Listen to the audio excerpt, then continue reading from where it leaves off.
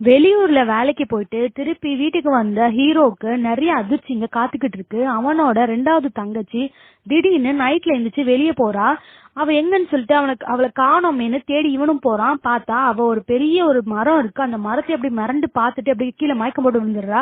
அவளை கூட்டிட்டு வந்தவன் வீட்டுல வச்சுட்டு இவ ஏன் இப்படி வித்தியாசமா நடந்துட்டு இருக்கா என்னன்னே தெரியலையே. சரி சொல்லிட்டு இந்த பேயை பத்தி எல்லாம் தெரியல, அவங்கள போய் நான் பாத்துட்டு வரேன்னு சொல்லிட்டு வீட்டுல சொல்லிட்டு டவுனுக்கு போவான். அந்த சமயம் வீட்டுல யாருமே இல்லாத நேரம்னு பார்த்து ஒரு சூனியக்காரி வீட்டுக்குள்ள வந்து அந்த சின்ன தங்கச்சி அவ மேலேயே படுத்து அவ வாய்க்குள்ள கையை விட்டு நோண்டிட்டு இருப்பா.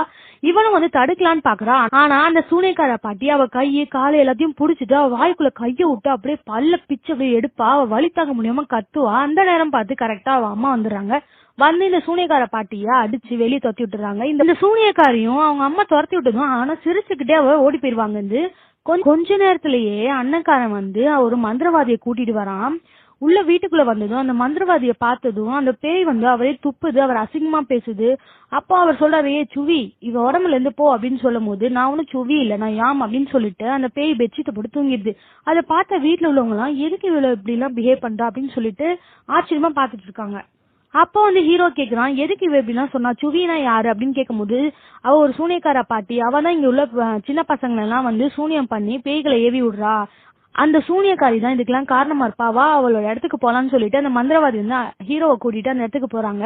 அந்த இடத்துல சூனியக்காரி அவளோட சடங்குகள்லாம் முடிச்சிட்டு குடல் இது அதுன்னு ஏதோ வச்சு சடங்கு எல்லாம் பண்றான். அந்த சடங்கு எல்லாத்தையுமே அவ முடிச்சிட்டு லாஸ்டா அவளோட பல்ல எடுத்து வந்திருப்பாள், அது உள்ள போகணும்னு இருப்பா.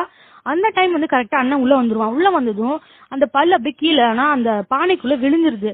சரி இவளை அடிக்கலான்னு அவன் போறான். ஆனா அவ சூனியக்காரி சிரிச்சுக்கிட்டே இவனை பார்த்து சிரிச்சுட்டே பயப்படாம அந்த ஒரு ஷார்ப்பான கட்டையில அவளோட தலைய விட்டு அவளே அவ செத்து போயிடுவா. அத பார்த்த அண்ணனும் மறண்டு போயிடுவான். வெளியே வந்தவன் அந்த மந்திரவாதி கிட்ட கேக்குறான், அவதான் செத்து போயிட்டாளா, அப்ப எல்லாமே முடிஞ்சிருச்சா அப்படின்னு கேக்குறான். அதுக்கு அவர் சொல்றாரு, இல்ல அந்த சடங்கு எல்லாமே கம்ப்ளீட்டா முடிஞ்சிருச்சு, இனிமேதான் உன் குடும்பத்துக்கே ஆபத்து இருக்கு, உன்னுடைய தங்கச்சிக்கும் ஆபத்து இருக்கு, உன் தங்கச்சி கடவுள் தான் காப்பாத்தணும் அப்படின்னு சொல்லிட்டு போறாரு.